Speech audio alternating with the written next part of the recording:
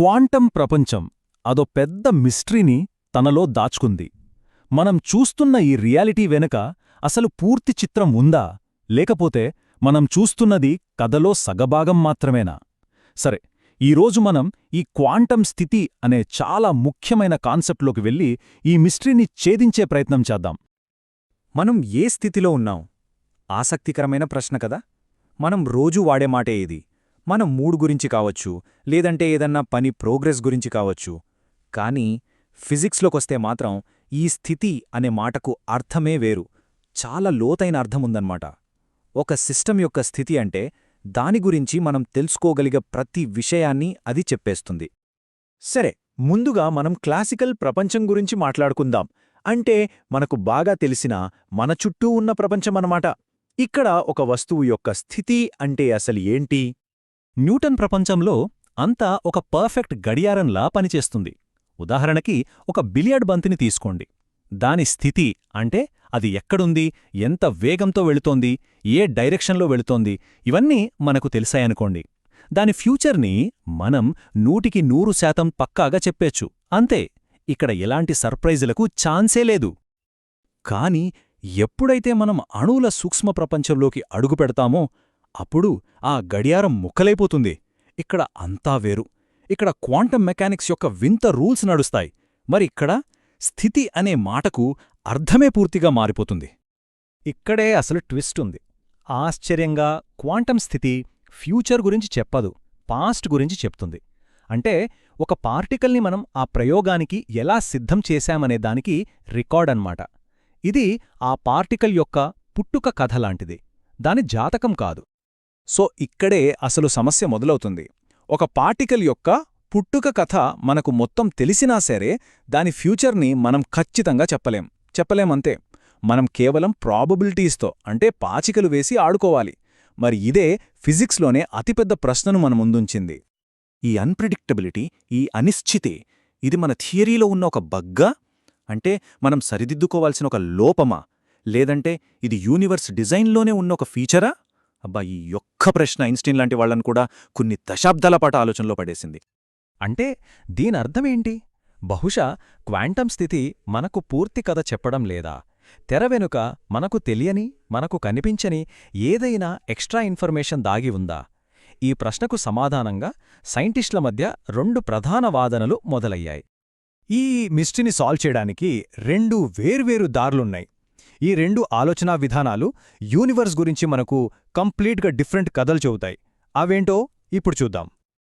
Okay, మొదటిది incompleteness view.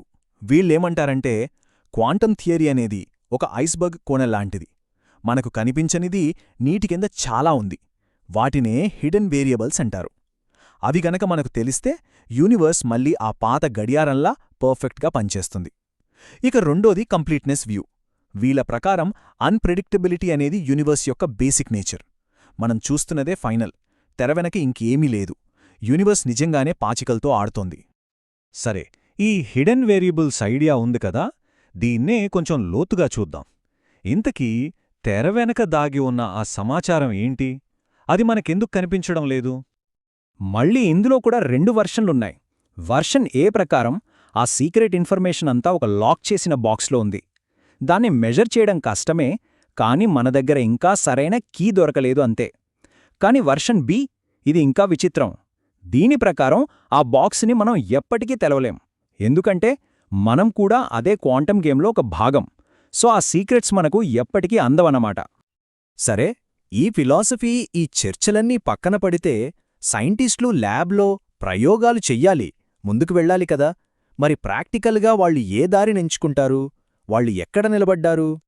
ప్రాక్టికల్గా చూస్తే చాలామంది ఫిజిసిస్టులు రెండో వాదాన్నే, అంటే కంప్లీట్నెస్ వ్యూనే ఎంచుకుంటారు. అంటే వాళ్ళ ఉద్దేశం ఏంటంటే, సరే పని ముందుకు సాగాలంటే క్వాంటం స్థితి మనకు ఇచ్చేదే పూర్తి సమాచారమని, ఈ అనిశ్చితి అనేది రియాలిటీలో భాగమని యాక్సెప్ట్ చేసి ముందుకెళ్లామని. ఈ ప్రాక్టికల్ చాయిస్ యొక్క పర్యవసానం ఏంటంటే, ఒక పార్టికల్ స్పిన్ పైకి అని మనం మెజర్ చేస్తే అదే ఫైనల్, అదే అంతిమ సత్యం. ఆ రిజల్ట్ వెనుక వేరే దాగి ఉన్న కారణాలు, కథలు ఏమీ లేవు. మనకొచ్చిన ఇన్ఫర్మేషనే కంప్లీట్, అంతకుమించి తెలుసుకోవడానికి ఏమీ లేదు అని ఒప్పుకోవడమే. కాబట్టి చివరిగా ఈ ప్రశ్న మనల్ని ఆలోచనలో పడేస్తోంది. ఒకవేళ రియాలిటీ నిజంగానే దాని మూలంలో అన్ప్రెడిక్టబుల్ అయితే, అంటే యూనివర్స్ నిజంగా పాచికలాట ఆడుతుంటే మన నాలెడ్జ్కి హద్దులెక్కడున్నట్టు? అసలొక విషయాన్ని తెలుసుకోవడం అంటే అర్థమేంటి? ఇది కేవలం ఫిజిక్స్ గురించిన ప్రశ్న కాదు, మన ఎగ్జిస్టెన్స్ గురించిన ప్రశ్న. దీని గురించి ఆలోచించడం మన వంతు. ఒక్కసారి మనం పరమాణు కణాల ప్రపంచంలోకి తొంగి చూస్తే అక్కడ మనకు తెలిసిన భౌతిక నియమాలేవి పనిచెయ్యవు. అక్కడ వస్తువులకు స్పిన్ అనే ఒక విచిత్రమైన లక్షణం ఉంటుంది, కానీ అది మనం అనుకునే బంతి తిరగడం లాంటిది కాదు. దాని ప్రవర్తన ఎంత విచిత్రంగా ఉంటుందంటే దాన్ని వర్ణించడానికి మనకు తెలిసిన భాష సరిపోదు. దానికొక సరికొత్త భాషే కావాలి. ఇదే కదా క్వాంటం ప్రపంచం మన ముందుంచే అతిపెద్ద సవాలు. ఒక కణం యొక్క స్పిన్ మనం దాన్ని చూసేంతవరకు ఇలా అని ఖచ్చితంగా ఉండదు. మరి చూడకముందు దాని పరిస్థితేంటి? ఈ చిక్కుముడిని విప్పడమే ఈ విశ్లేషణ యొక్క ముఖ్య ఉద్దేశ్యం. సరే, అసలు ఈ సమస్యేంటో కొంచెం వివరంగా చూద్దాం. ఈ క్వాంటం స్పిన్ పజిల్ మనల్ని ఒక వింతైన వాస్తవంలోకి తీసుకువెళ్తుంది. ఇక్కడ మన సాధారణ తర్కం, మన కామన్ సెన్స్ అంతగా పనికిరాదు. ఎందుకంటే ఇక్కడే వాస్తవికత మన ఊహకు అందనంత విచిత్రంగా ఉంటుంది. ఇక్కడే అసలు మ్యాజిక్ మొదలవుతుంది. ఒక ఎలక్ట్రాన్ స్పిన్నును జీ యాక్సిస్లో కొలిస్తే దాని సమాధానం ఖచ్చితంగా పైకి లేదా కిందికి అని మాత్రమే వస్తుంది. సరే, బాగుంది. కాని అదే ఎలక్ట్రాన్ను ఎక్స్ యాక్సిస్లో కొలిస్తే సమాధానం ఎడమ లేదా కుడి అని వస్తుంది. మరి ఒకే కణం ఒకేసారి అటు పైకి ఇటు ఎడమ ఎలా ఉంటుంది? ఇది మన లాజిక్కి అస్సలు అందని విషయం. ఈ విరుద్ధమైన నిజాలన్నింటినీ ఒకేచోట ఇమ్మడ్చాలంటే మనకు కొత్త పదాలు, కొత్త వ్యాకరణం, అంటే ఒక సరికొత్త గణిత భాష కావాలి. అప్పుడే మనం ఈ క్వాంటం ప్రపంచాన్ని సరిగ్గా అర్థం చేసుకోగలం. అయితే ఆశ్చర్యకరంగా ఈ పజిల్కి సమాధానం మనకు కనిపించే 3 డైమెన్షన్లలో లేదు. అది కేవలం 2 డైమెన్షన్లున్న ఒక యాబ్స్ట్రాక్ట్ మ్యాథమెటికల్ ప్రపంచంలో దాగి ఉంది. క్వాంటం రహస్యాలు ఛేదించడానికి ఇదే మన రోసెట్టా స్టోన్ లాంటిదే అన్నమాట. ఇదే అసలైన టర్నింగ్ పాయింట్.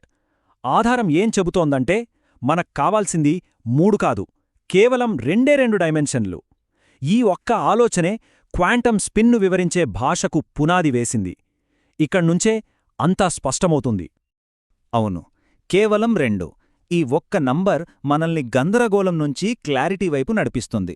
3 డైమెన్షన్లలో అసాధ్యంగా కనిపించిన దాన్ని ఈ 2 డైమెన్షన్ల గణిత ప్రపంచంలో మనం చాలా సులభంగా వివరించవచ్చు.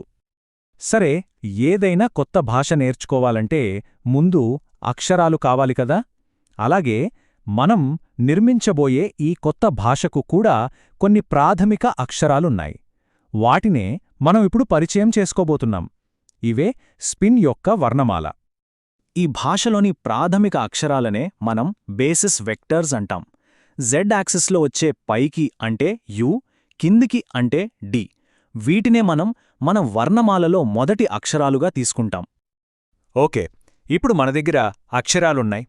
మరి వీటిని కలిపి సాధ్యమయ్యే ఏ స్పిన్ స్థితినైనా వర్ణించే పదాలను ఎలా సృష్టించవచ్చో చూద్దాం. ఆ అక్షరాలను కలపటానికి ఉపయోగించే వ్యాకరణమే ఈ సూపర్ పొజిషన్. అంటే ఏంటంటే ఒక కణాన్ని మనం చూడనంతవరకు అది ఖచ్చితంగా పైకిగాని కిందికిగాని ఉండదు. ఆ రెండింటి కలయికగా ఉంటుంది. ఒకేసారి 2 అవకాశాలుగా ఉంటుందన్నమాట.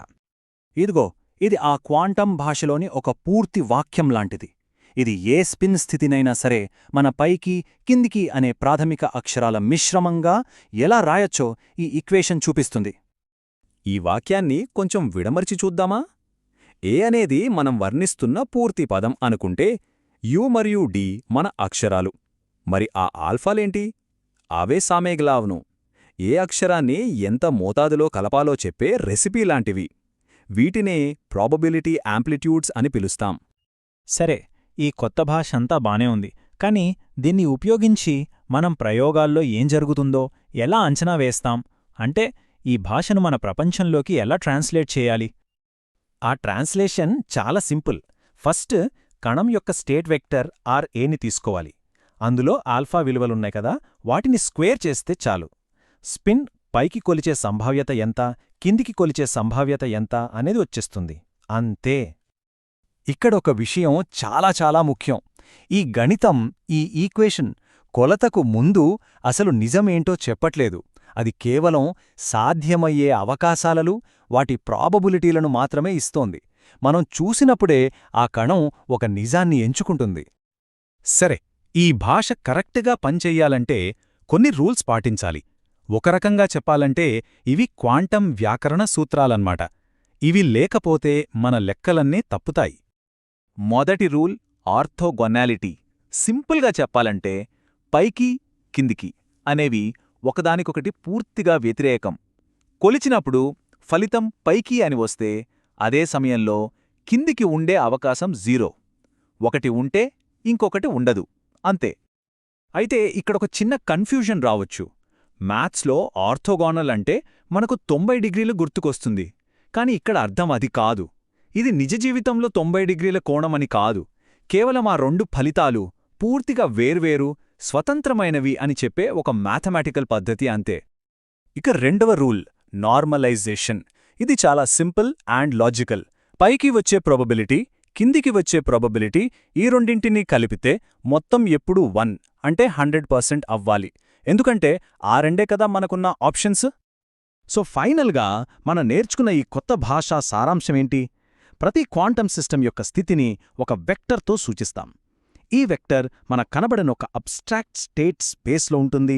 దాని కాంపొనెంట్స్ని స్క్వేర్ చేస్తే మనకు ప్రయోగాల ఫలితాల ప్రాబబిలిటీలొస్తాయి. చూశారుగా, ఈ భాష మనకు క్వాంటం స్పిన్ను అద్భుతంగా వివరించింది. కానీ ఇది మనల్ని ఒక చాలా లోతైన ప్రశ్న దగ్గర ఆపేస్తుంది. మరి మన మ్యాథ్స్ అంతా కేవలం అవకాశాల గురించే మాట్లాడుతుంటే, మరి మనం చూడకముందు, కొలవకముందు అసలు వాస్తవికత ఏంటి? ఈ ప్రశ్నకు సమాధానం వెతకడమే ఇప్పటికీ సైన్స్లో అతి పెద్ద సవాళ్లలో ఒకటి.